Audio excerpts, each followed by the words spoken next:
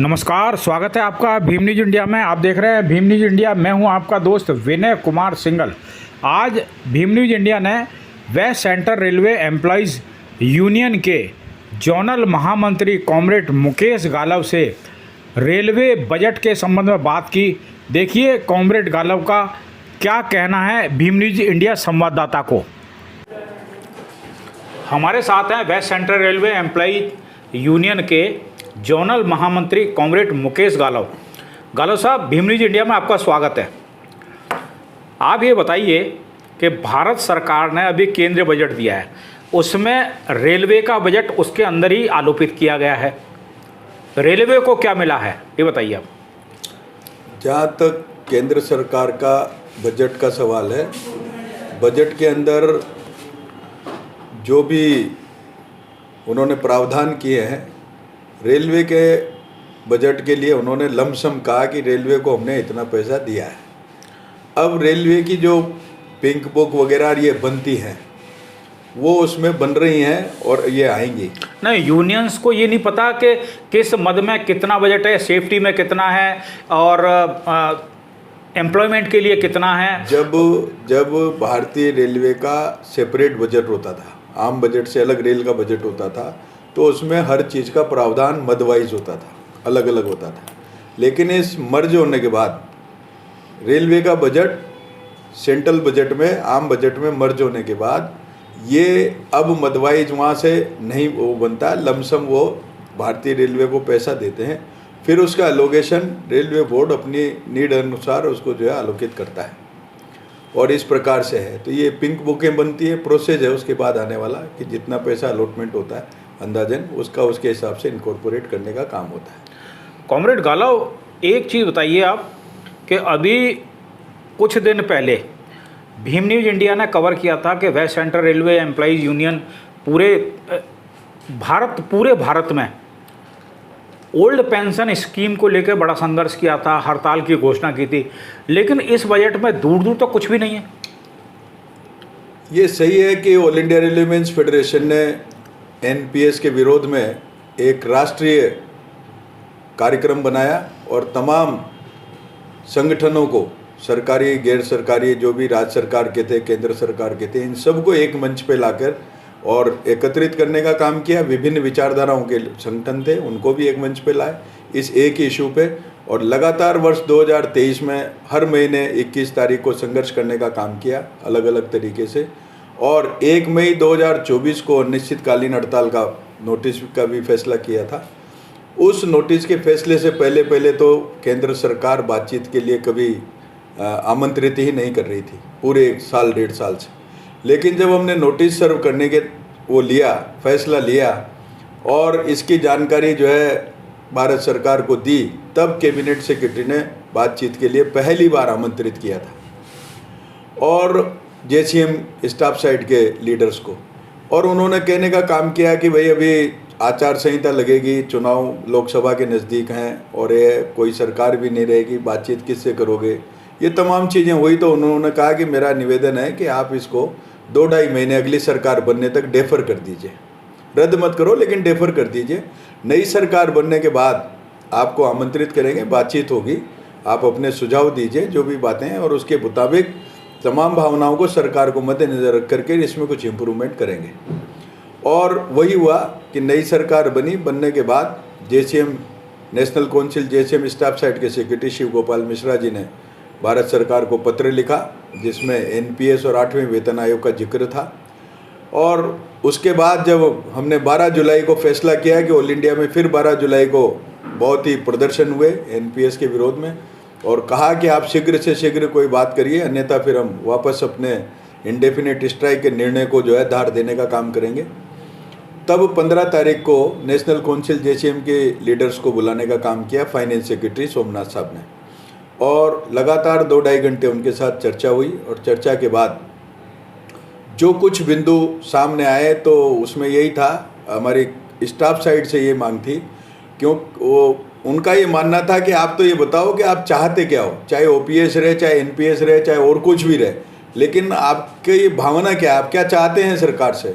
तो हमारे लीडर्स ने बताने का काम किया कि हम ये चाहते हैं कि कोई भी सामाजिक सुरक्षा पेंशन हो इस प्रकार की पेंशन होनी चाहिए जिसमें कोई भी सरकारी कर्मचारी रिटायर हो तो उसकी बेसिक तनख्वाह जो भी मिल रही है उसका 50% पेंशन की गारंटी होनी चाहिए। इस प्रकार की स्कीम हो, चाहे किसी तरह की भी स्कीम लाएं, लेकिन 50% की गारंटी हो और उसका महंगाई भत्ते के साथ लिंकेज हो। जैसे जैसे महंगाई भत्ता बढ़े वैसे वैसे पेंशन भी बढ़नी चाहिए। और तीसरी, जब पेंशनर लेता लेता एक्सपायर हो जाए तो उसको परिवार पेंशन का लाभ मिलना चाहिए। कॉमरेड, वो सब तो ठीक है, लेकिन आप एक चीज़ बताइए कि इतना सब कुछ हो गया, जेसीएम की मीटिंग हुई, सब कुछ हुआ, क्या भारत सरकार इन कर्मचारी संगठनों को बिल्कुल अंडर एस्टिमेट कर रही है? या तो ये है, या हो सकता है कि आपकी सेंट्रल लीडरशिप कमज़ोर है, कोई ध्यान ही नहीं दे रहा। क्या कारण है कि सरकार को एक टाइम ऐसा था कि जब जॉर्ज फर्नांडीज जैसे नेता हुआ करते थे, उनकी एक आवाज़ पर रेल का चक्का जाम हो जाता था, सरकारें हिल जाती थी, लेकिन अब ऐसा नहीं है। जबकि यूनियनों ने ये कहा था कि यदि ओपीएस लागू नहीं होगी तो हम स्ट्राइक करेंगे, सरकार को बिल्कुल कोई ख्याल ही नहीं है। क्या कारण है, बताइए आप। देखिए, जहाँ तक कमेटी का सवाल है तो हमने स्पष्ट रूप से कहने का काम कर दिया है कि इन 3 जो हमने बताया कि मिनिमम गारंटी पेंशन की 50% होनी चाहिए, डीए से लिंक होना चाहिए, महंगाई भत्ते से, और पारिवारिक पेंशन का उसमें समावेश होना चाहिए। अगर इन तीनों फैक्टर्स को शामिल करके कोई स्कीम बनती है तो हम आपका वेलकम करेंगे। केंद्र सरकार को कहा, ये साल तो निकल गया, बजट आ गया, और यदि अगर आपने कोई भी पेंशन इस प्रकार का इंप्रूवमेंट निकाला जिसमें इन तीनों फैक्टर्स का अभाव है, तो फिर हम हमारे लिए हुए फैसला जो हमने स्थगित किया था 1 मई को, उसको हम आगे डायरेक्ट एक्शन के लिए तारीख तय करके और अपने आंदोलन को। कॉमरेड, सरकार 5 साल के लिए चुनी गई है, बजट इन्होंने 1 साल के लिए दे दिया है, इसका मतलब है कि 1 साल तक तो ये वैसे लटका के रखेंगे? नहीं, बिल्कुल नहीं है। बजट के अंदर भी जो वित्त मंत्री हैं उन्होंने इस बात का जिक्र किया है, नई पेंशन स्कीम का। एनपीएस का क्या है, बात ओपीएस की हो रही है कॉमरेड। उसमें कहा है, देखिए, ओपीएस यू टर्न होकर के आ जाए असंभव सी बात है, नो डाउट एट ऑल, लेकिन नेगोशिएशन करने के बाद ओपीएस के जो फायदे हैं, अगर उससे फायदे के साथ साथ पैरेलल समानांतर रूप से उसी तरह के फायदे बन करके कोई स्कीम निकलती है तो उसमें कोई एतराज नहीं होना चाहिए। आप इसके बारे में क्या कहोगे कि पिछले कुछ दिनों से देख रहे हैं रेलवे में दुर्घटनाएं बहुत हो रही हैं, इसके बारे में क्या कहोगे? जहाँ तक रेलवे की दुर्घटनाओं का सवाल है तो जहाँ वैकेंसीज का सवाल, आज 2.5-3 लाख वैकेंसीज हर साल खाली पड़ी रहती है।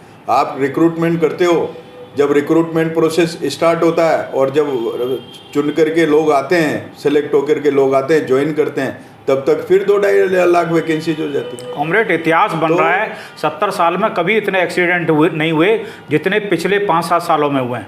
इसके लिए आप किसको जिम्मेदार ठहराते हो? क्योंकि जब कोई एक्सीडेंट होता है, कमेटी बनती है, जांच कमेटी बनती है, ले दे के नीचे के जो कर्मचारी होते हैं उनके ऊपर पेनल्टी इम्पोज होती है। आपका इस बारे में क्या कहना है? नहीं, जहाँ जहाँ पेनल्टी इम्पोज हुई है, अभी भी जो बात हुई है, हमने उसको जो है रिप्रेजेंट करने का काम किया है दृढ़ता से, और ये कहा कि ये जो सिस्टम ये सिस्टम फेलियर है। समय से जब डिसीजन नहीं लिए जाते हैं सरकार के द्वारा, जितना फंड आपको सेफ्टी में उपलब्ध कराना चाहिए, जितने जो है सुनिश्चितता करनी चाहिए वो करना चाहिए। लेकिन मैं एक बात बताना चाहता हूँ, अगर आप टोटलिटी में जो है एक्सीडेंट्स का, रेलवे की दुर्घटनाओं का अगर ग्राफ देखेंगे तो मेरे ख्याल से भले ही अभी ये बढ़े हों, लेकिन टोटलिटी में हर वित्तीय वर्ष के अंदर दुर्घटनाओं में निरंतर कमी आई है पहले की अपेक्षा, और हमारा लक्ष्य है कि हम 0 दुर्घटनाओं तक जाएं। स्टाफ की कमी से रेलवे जूझ रहा है, उसके लिए आपकी यूनियंस क्या कर रही हैं? इसके लिए यह है कि अभी हमने झगड़ा किया, लड़ाई लड़ी, संघर्ष किया, और उसका परिणाम रहा कि अभी सब मांग पत्र मांग लिए हैं सारी रेलवे से, और सितंबर-अक्टूबर के महीने में लगभग 1.5 लाख ग्रुप डी के कर्मचारियों की जो है भर्ती करने का आश्वासन रेल मंत्रालय ने दिया है, जिसके मांग पत्र आश्वासन चीज अलग होती है, लेकिन चीज को धरातल पे उतारने में फर्क होता है। ये प्रोसेस होता है इसका। सारी इंडियन रेलवेज के जो 16 जोन हैं और 68 मंडल हैं, 68 मंडलों से इंडियन आएंगे मांग पत्र, और कि कहाँ किस में कितनी वैकेंसीज है, उसमें एससी की कितनी डेफिशिएंसी, एसटी की कितनी डेफिशिएंसी है, जनरल कितनी, ओबीसी कितनी, ये सारा सब निकल करके जाता है और फिर सेंट्रलाइज आकर के फिर उसका जो है नोटिफिकेशन जारी होते हैं जो निकलता है। तो इसका प्रोसेस है, उसमें 2-3 महीने लगते हैं, लेकिन ये प्रोसेस लगभग अंतिम चरण में है और सितंबर नहीं तो अक्टूबर में हर हालत में 1.5 लाख ग्रुप डी की भर्ती का नोटिफिकेशन जारी होगा। और इसी के साथ साथ assistant loco pilots, station master, technicians, जो भी इस प्रकार के वो हैं, एनटीपीसी कैटेगरी के सारे वर्ग, इनके सबके मांग पत्र जा चुके हैं और इसी वर्ष दिसंबर से पहले ये सारी जो वैकेंसीज हैं ये रेलवे रिक्रूटमेंट बोर्ड्स के द्वारा जारी की जाएंगी। Comrade, one more question, last but not least, ये जो रेलवे में रनिंग स्टाफ है, लोको पायलट हैं, ट्रेन मैनेजर हैं, इनके वर्किंग आवर्स की बहुत शिकायत आती है क्योंकि तय समय से ज़्यादा इनसे काम लिया जाता है। नतीजा ये होता है कि इनकी परफॉर्मेंस पे फ़र्क पड़ता है, असर पड़ता है। इसके बारे में क्या कहेंगे? जहाँ तक इसके बारे में सवाल है तो आप बिल्कुल सही फरमा रहे हैं कि रनिंग स्टाफ को लेकर के और रेल का प्रशासन गंभीर नहीं है, न तो पहले था और न अब है। मैं आपको स्पष्ट बात करना, कहीं दुर्घटना का कारण ये तो नहीं होता? नहीं, ये भी एक फैक्टर हो सकता है, ये इससे कोई इनकार नहीं किया जा सकता, लेकिन मैं आपकी जानकारी देना चाहूँगा कि रनिंग स्टाफ को हमेशा से प्रशासन ये चाहता है कि इसको जो वेटेज मिल रहे हैं धीरे धीरे उनको कम किया जाए। 30% उनका पे एलिमेंट है, ये सब सारा सब कुछ मिलता है। हर पे कमीशन में हम जूझते हैं। रेलवे बोर्ड की जब मिस्टर गोयल MS थे मेंबर स्टाफ, गोयल साहब, मुझे अच्छी तरह से मालूम है, मैं मीटिंग में था और उनके सामने डिसीजन हुआ था कि रनिंग स्टाफ को एक लॉबी से अपने हेडक्वार्टर से जब साइन ऑन करके वो गाड़ी लेके जाता है तो 36 घंटे में उसको वापस आना चाहिए। लेकिन ऐसा नहीं होता। Maximum limit is 36 hours. लेकिन ऐसा नहीं होता है। सुनो तो सही पूरी बात।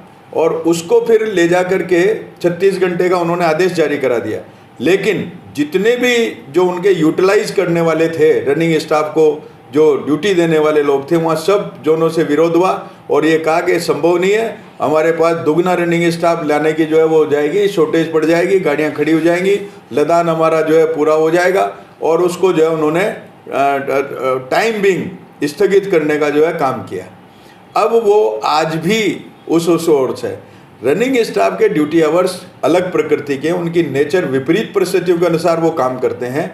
न उनको आप इंजन के अंदर फैसिलिटीज़ दे रहे हो, आप कह रहे हो कि यहाँ से लेकर के लगातार 7-8, 10-10 घंटे नौकरी करेगा और 10 घंटे में उसको सोच भी है, प्राकृतिक कॉल है, ये सब सारी चीज़ें जो है होंगी, लघु शंका भी होगी, ये भी होगी, उसकी आप कोई सुविधा प्रदान नहीं कर रहे हैं। बस उनको ये है कि उनको बैल की गाड़ी की तरह जोतना है। तो ये सारा सब कुछ नहीं चलेगा। ऐसा होता है कॉमरेड, जैसे एक छोटा सा उदाहरण है कि कोटा से ट्रेन मैनेजर और पायलट चढ़े, गाड़ी यहाँ से चली और कापरेन में जाके उनको उतार दिया। नतीजा ये होता है कि उनको दूसरी गाड़ी नहीं मिल रही और वहाँ 15-15 घंटे तक बस वहाँ बैठे रहते हैं। इससे मेंटली भी तो हर्ष होता है, मेंटली भी तो हर्ष होता है। ये डिवीज़न टू डिवीज़न डिफर करता है। इससे क्या है कि जहाँ पर मजबूती है, सारा सब कुछ है, अभी आप कोटा में देख लीजिए, हम रनिंग रूम जो है वो नहीं करवाते हैं, ओवरशूट नहीं करवा रहे हैं, लगातार पर पूरी दमदारी से लगे रहते हैं, सारा सब कुछ है। दोनों तरफ से इसमें कमियां हैं, इधर से भी है और उधर से भी है। लेकिन आज का जो प्रशासन है वो नहीं देखता कि रनिंग का स्टाफ जो है विपरीत परिस्थितियों में काम करता है, और विपरीत परिस्थितियों में जब काम करता है तो उनके जो रोस्टर और ये सारी सब कुछ बनी हुई है उसका ध्यान रखना चाहिए, और उनके एवरेज वर्किंग आवर्स और ये सारी चीज़ें देखिए। प्रशासन उनको चाहता है कि उनकी 8 घंटे ड्यूटी है तो 8 घंटे से पहले उनकी ऑन से ऑफ ड्यूटी नहीं होनी चाहिए, उनका रनिंग टाइम और पूरा 8 घंटे जो है होना चाहिए। ये सोच करके बैठा है, जो बहुत ही गलत है और इसके बहुत बुरे परिणाम निकलेंगे। आप थे comrade Mukesh Galav, West Central Railway employees association के जोनल महामंत्री हैं। भीम न्यूज़ इंडिया को आपने समय दिया, आपका बहुत बहुत धन्यवाद। धन्यवाद। आपने WCRU को इस लायक समझा और उनसे इस रनिंग स्टाफ और तमाम भारतीय रेलवे की स्थिति के बारे में बातचीत करने का काम किया। इसके लिए WCRU परिवार की ओर से मैं आपका बहुत बहुत तहे दिल से आभार व्यक्त करता हूँ, धन्यवाद देता हूँ। भीम न्यूज़ इंडिया को यूट्यूब पर सब्सक्राइब कीजिए, लाइक कीजिए, शेयर कीजिए, कमेंट्स कीजिए। आप हमारे फेसबुक पेज भीम न्यूज़ को भी फॉलो कर सकते हैं। न्यूज़ अपडेट के लिए बने रहिए हमारे साथ, देखते रहिए भीम न्यूज़ इंडिया। आपका बहुत बहुत धन्यवाद।